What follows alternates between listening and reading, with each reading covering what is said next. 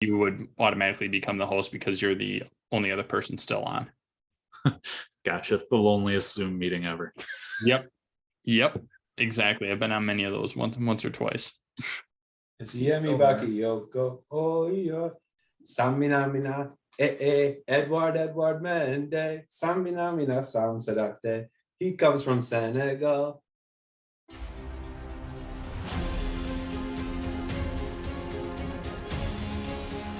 And I think going out and get Saul was the top transfer of the market for Chelsea. Chesney could have been in the shower smoking a cigarette like he was at Arsenal, and we still would not have scored. My rants have been fueled by Scott. Don't get it twisted. Big Rom. Man, fuck you. In Roman we trust, right?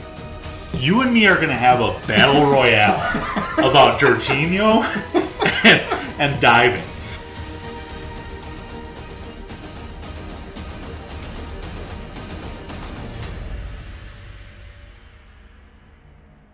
The flag stays down!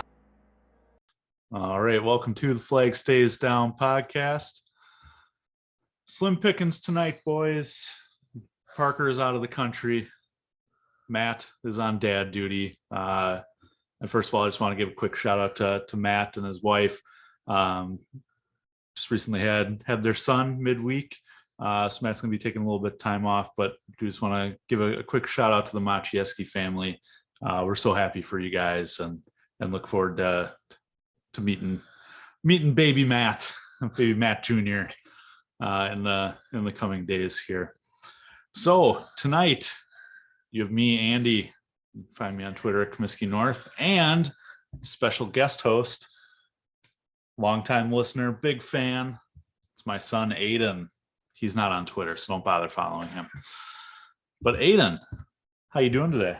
Good. So I went to the gym and went swimming. Then I went to Nomad and watched the Chelsea game. And then we just kind of hung out, right? Yeah. Yeah, it was a good day. We got some muscles, right? We went to the gym. And then it's always fun going to Nomad and then watching games there. Not as fun when we don't win. No. Right. But still fun to go out and see some friends and watch the Chelsea game with them. But Aiden, we're on episode number 32. Can you believe that? 32 this year. So we need to pick a player who wears or wore the number 32, and they're going to be the honorary person of this podcast. Okay. Okay. So players who have worn the number 32, and there's not a whole lot recently. You've got the current holder, Mark Cucurella. Okay. And his crazy hair. You've got Conor Gallagher. He wore it a couple of years ago. Marco Emilia. He was a goalkeeper from, I don't know, maybe 7 or 8 years ago. Okay. And then Jeremy Boga. Okay. So who you taking? I'm gonna pick Conor Gallagher. Yeah, why do you like Conor Gallagher? Well, it's hard to explain. Yeah. Yeah. Do you like the way he plays? Do you like the way he looks? Like, I like his hairstyle. Yeah. Like a mop. It is like a mop. That's true. You know what? I'm going to take the other guy who's got crazy hair, and that's Cucurella. He just looks like a crazy man. I wish I had hair like him. And he's been doing a lot better over the last couple games. So we'll split it. We'll go Conor Gallagher and Mark Cucurella. Does that sound good? Yeah. All right. Perfect. Well, Aiden, on tonight's pod, we're going to talk about Chelsea's 2-2 draw with Everton. Certainly dropped points in this one. Could have come away with a win, but Everton just kept clawing back. So, the scoring started all in the second half. João Felix converts off the post in the 52nd minute. In the 69th, Doucouré equalizes. Kai Havertz then scores on a penalty in the 76th before Ellis Sims, who no one has ever heard of or ever seen play a game ever, scores in the 89th minute to draw at level. So 2-2 is the final score. Both teams come away with a point. Aiden, what was your biggest takeaway from the game? What's something that you liked or you didn't like? Well, I liked how Kai Havertz scored the penalty because normally he misses penalties. Yeah, I was real nervous when he was taking the penalty, but you told me before he even stepped up to take it that you thought somebody else was going to take it. Who did you think was going to take the penalty? João Felix. João Felix, and why did you think he was going to take it? Well, he's like he has more shots on target. Yeah, that's true, and he hits the post a lot, right? Yeah. Yeah. I think either one would have been a good choice. I'm kind of surprised that João Felix doesn't take our penalties. But do you think Kai had a good one? Yeah. Yeah, I agree. What do you think about Kai in the rest of the game? How did he do in the rest of the game? Well, it was like a so-so, like 50% like not good and 50% good. Okay. Well, what was not good about it? Like he mostly gave up the ball during the game. Yeah. I don't know why, but he does that a lot where he tries to dribble at or in between people and he'll turn the ball over. But what did he do that was good? What did he do that you liked? Like I liked that like he scored a penalty because normally he doesn't do that. That's true. And gosh, I can't remember now. It's either 3 or 4 games in a row now that he's scored. Just pulling it up here, but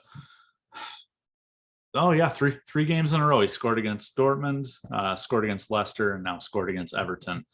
And that's more goals than he had scored all of this year so far. In 2023, he'd only had 1 goal up until this streak, which came back in January against Crystal Palace.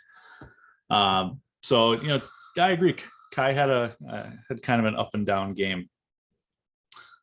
But João Felix scored the other one, which was good to see. That was his. Did you know that was his first goal at Stamford Bridge? No. Pretty crazy. And definitely good to see him get on the score sheet because, like Aiden said, he tends to pull off more shots, tends to hit the post a little more, right? Yeah. But this time he hit the post and it went in. Yeah. So all good there. Did anybody else catch your eye? Well, Christian Pulisic did.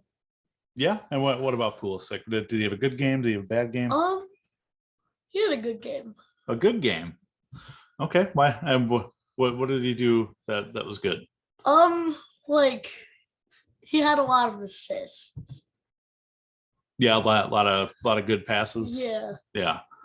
I thought at first he was kind of having a poor game. I thought he turned the ball a lot over, just like Kai did. But after remember when he got hit in the face? Yes. Yeah.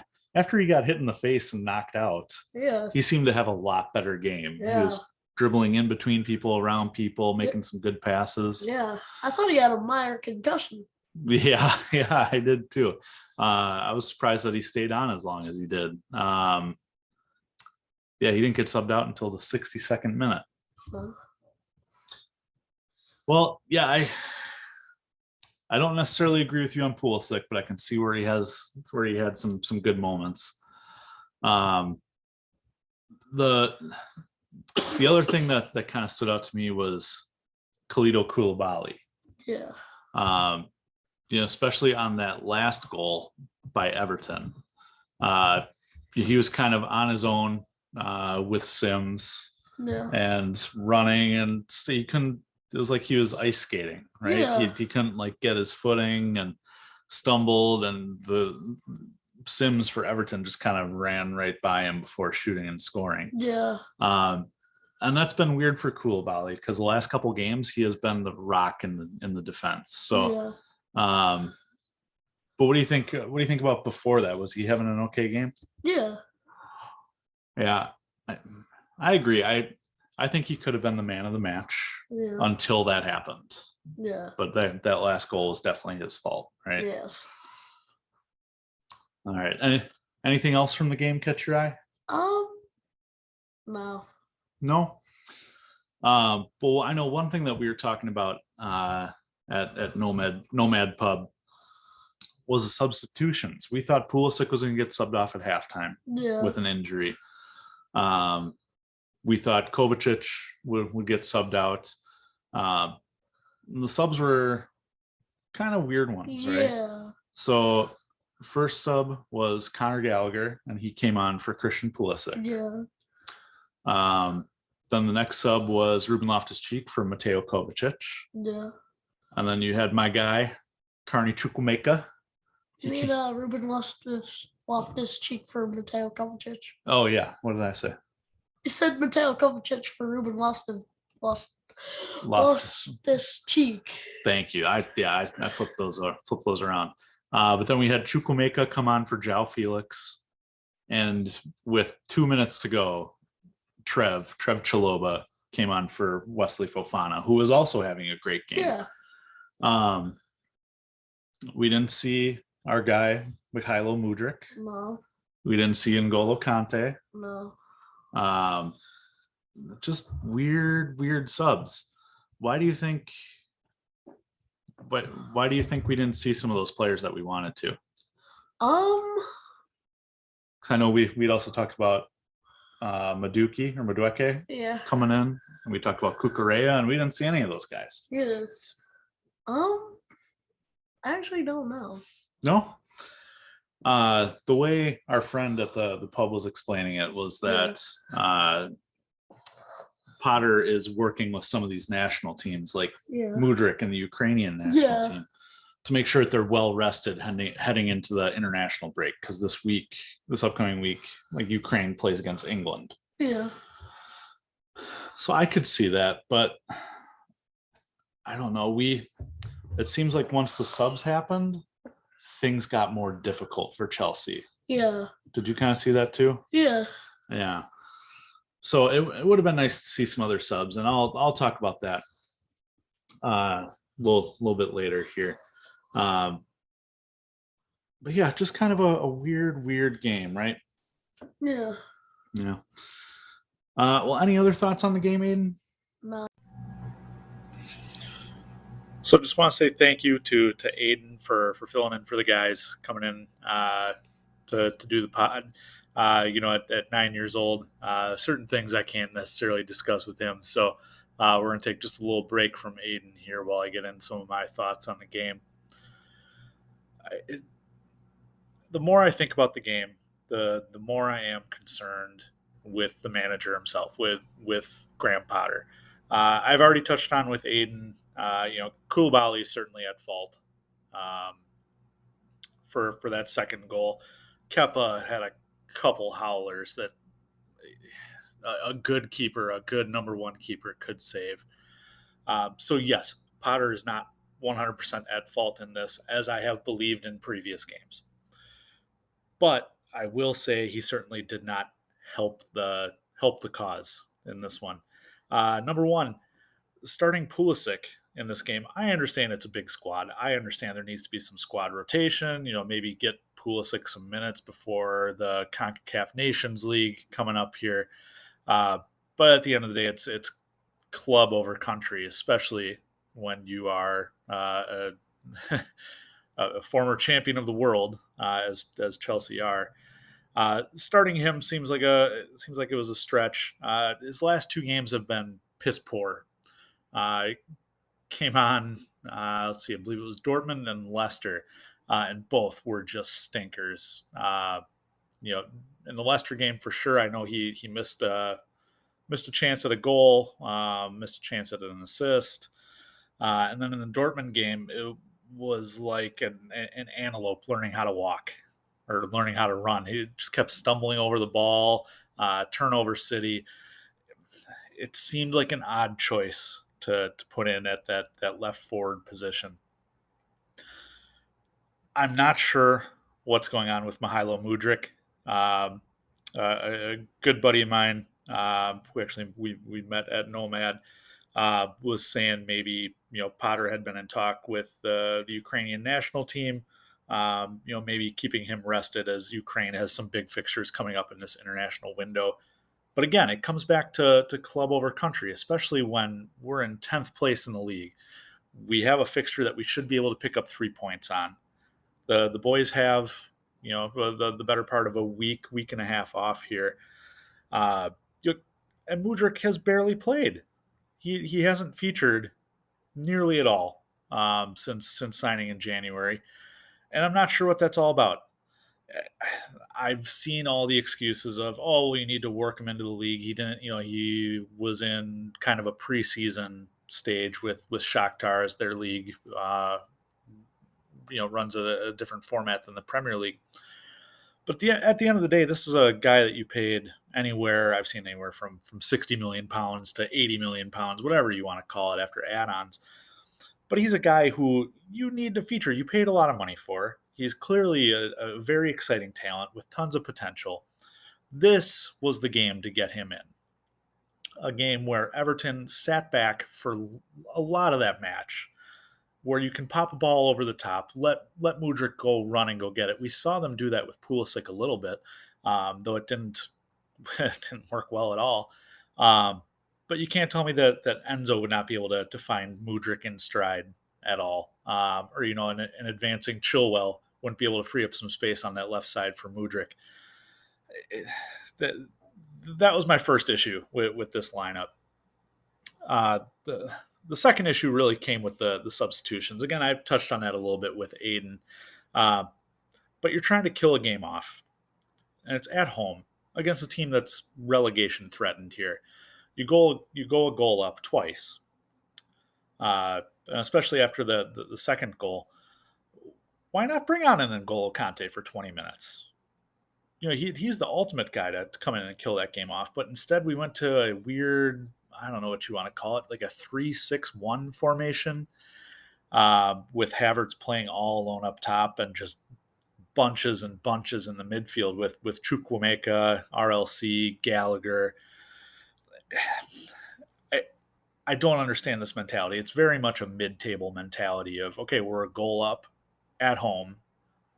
Let's, park the bus. All of a sudden, all of our pressing went away. Those turnovers high up the pitch stopped happening. Everton were able to kind of grow into the game. And then, the Decore goal and the Sims goal happened because we are now sitting back and allowing Everton to kind of take it to us. We've seen this multiple times now under Potter. It's almost his calling card in terms of substitutions. We go a goal up, and immediately the formation changes to one at the top, usually that being Kai Havertz, João Felix, and whoever happens to be on the left, usually taken off in favor of Conor Gallagher and another player, in this case, Carney Chukwuemeka and Ruben Loftus-Cheek. I just didn't understand it. Why leave Kante on the bench when he's ready to go? Why not bring in if you're looking to bring in a fresh defender? Bring in Cucurella. Fofana, as it has since come out, has a hamstring injury that resulted in this game. That's why he needed to be subbed off. I didn't understand Trev coming on. Trev has not played a whole ton as of late, whereas Cucurella, who is not being called up by the Spanish national team, and so he will have a week and a half off, could easily come in and put in a 10-minute shift just to kind of freshen up the defense. And he also gives you that little bit of aggression that I felt was lacking at the end of that match. So again, I understand a large squad and all that, but at the end of the day, this is Chelsea. We have the talent, very clearly have the talent to kill a game off. It's just a matter of correct man management. And Graham Potter, if you're going to, you can't please everybody in a 34-man squad. So these players that are going to be leaving in summer, cool, they're dead weight. Let them sit. You don't need Pulisic in there. Ruben Loftus-Cheek is kind of up and down. It's just very, very concerning what I'm seeing out of Potter in terms of his man management. Now, that being said, I'm certainly not calling for Potter to be sacked after that draw. A little bit more of that I think falls on the players than the manager. But like I said, this is a trend in this manager's tactical, use of tactics.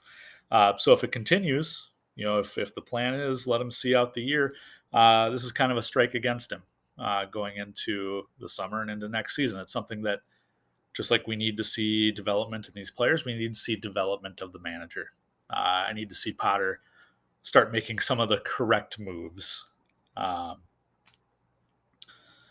But, turning away from our manager, I thought it was a very predictable game from Everton. It was very Sean Dyche. In fact, on Twitter, I posted it's probably the Sean Dyche-iest manager, or Sean Dyche-iest match that I've ever seen.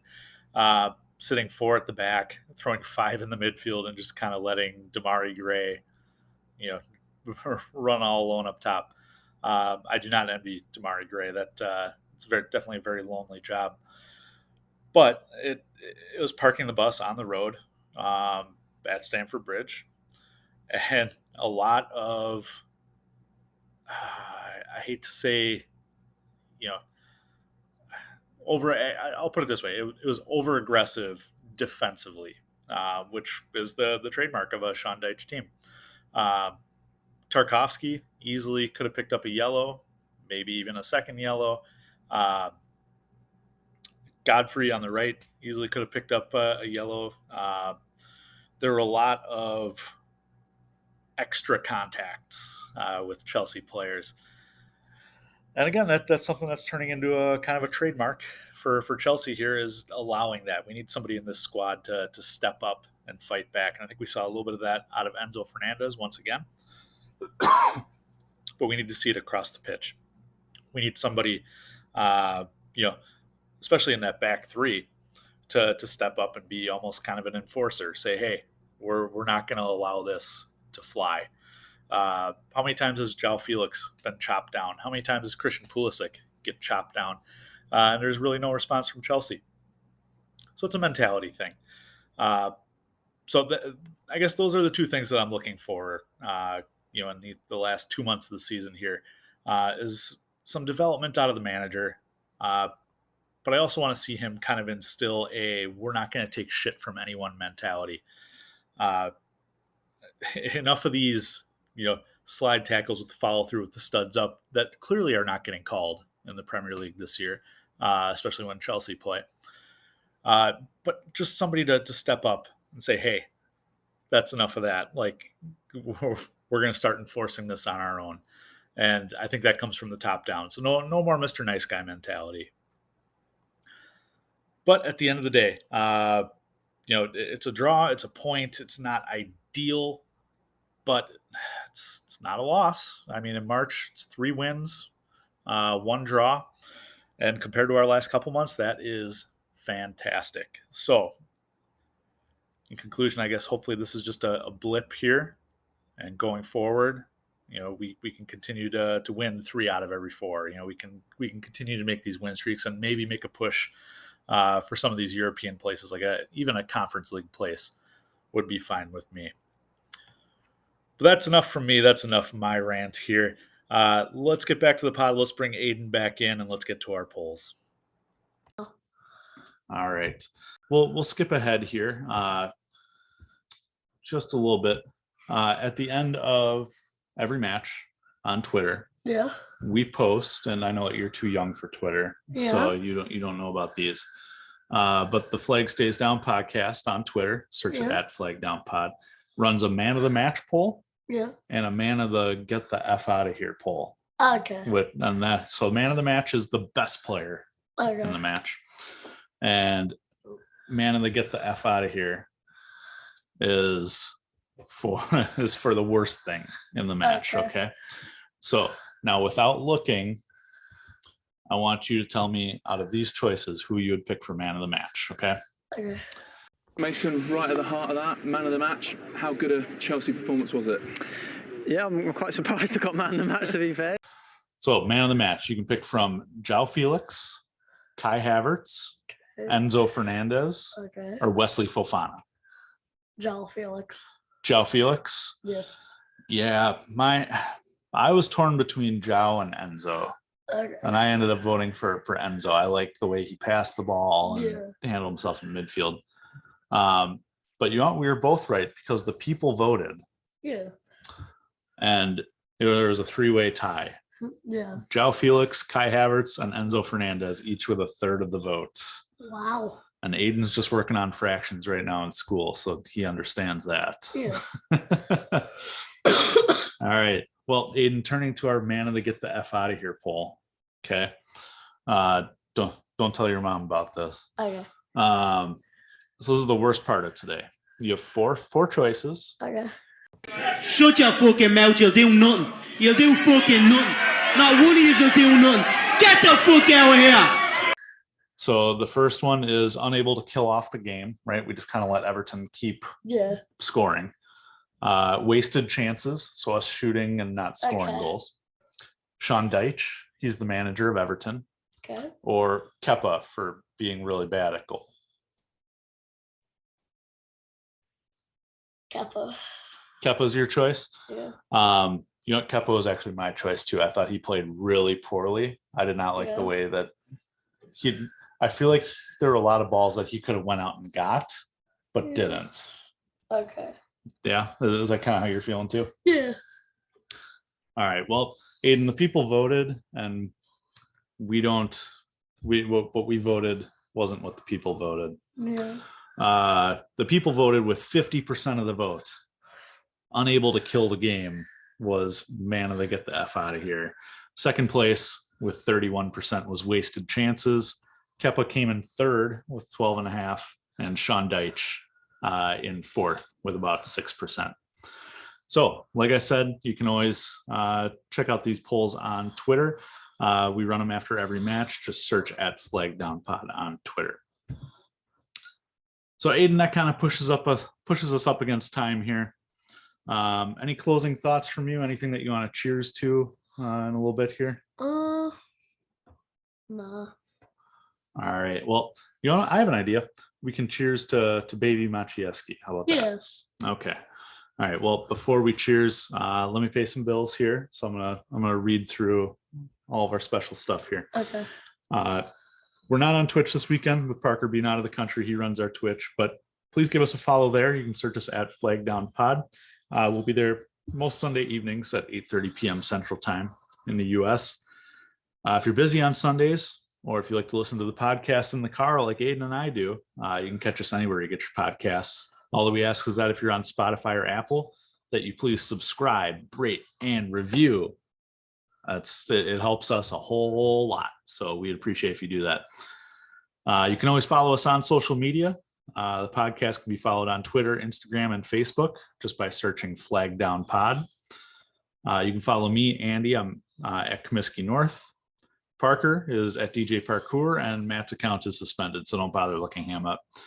Aiden is also not on Twitter, so please don't search for him. If you have any questions or comments you want us to talk about on air, we're always happy to read what you got. So please just shoot us a DM on social media or come join us live and jump in the chat. So Aiden, that's all I've got here. Let's go ahead and toast to the newest Chelsea fan in the world, and that's baby Maciejewski. All right. Cheers. Cheers. I'm